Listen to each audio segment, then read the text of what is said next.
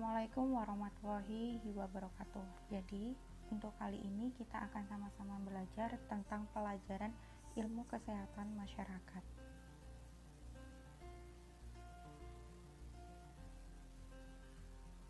Dalam bab kali ini, saya akan menjelaskan sedikit tentang dinamika sosial di masyarakat.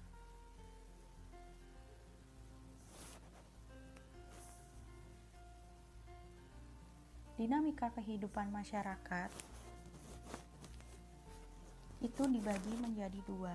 Yang pertama adalah dinamika sosial masyarakat. Kemudian yang kedua adalah peran perawat dalam menghadapi dinamika sosial masyarakat.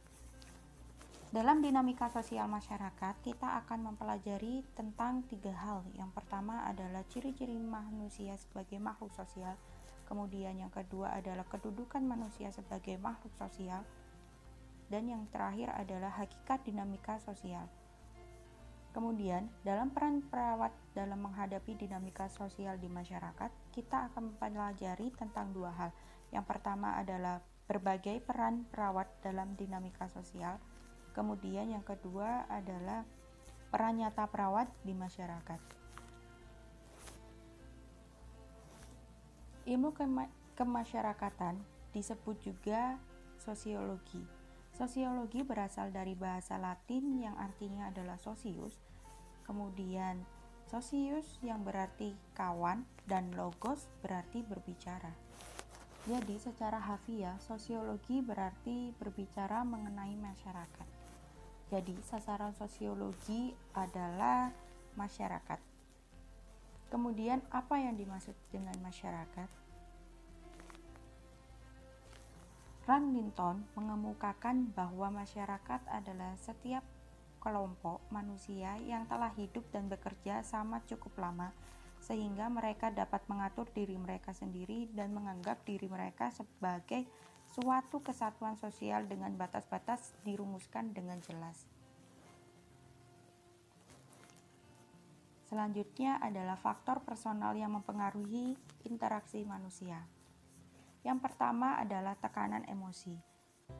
Tekanan emosional yang tinggi membuat manusia bersimpati dan berempati dengan apa yang terjadi pada manusia lain, sehingga mendorong manusia tersebut untuk membantu manusia lain.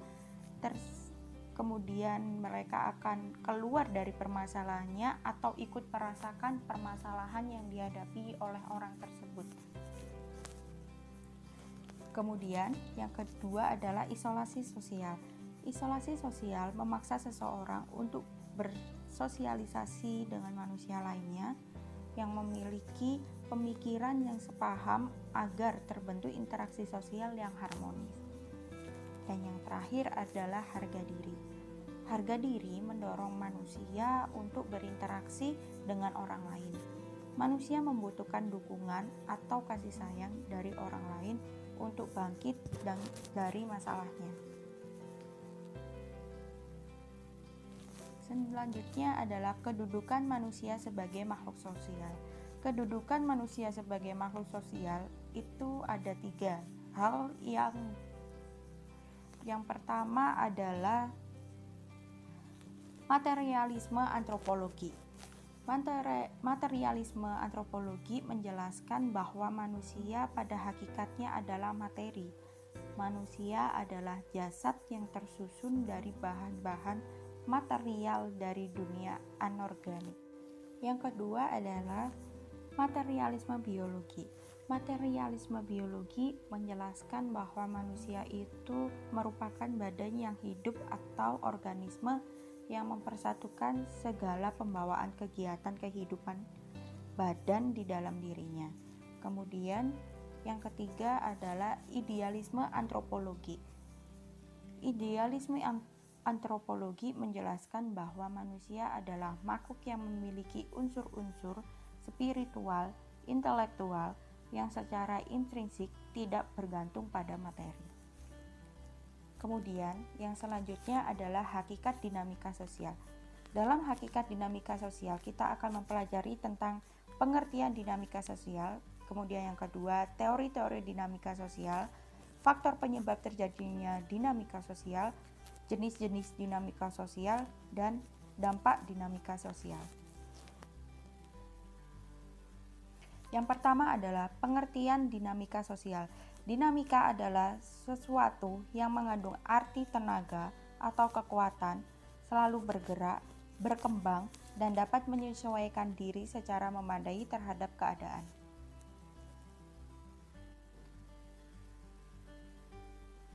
Selanjutnya, yang kedua, kita akan mempelajari tentang teori-teori dinamika sosial. Yang pertama adalah teori evolusi.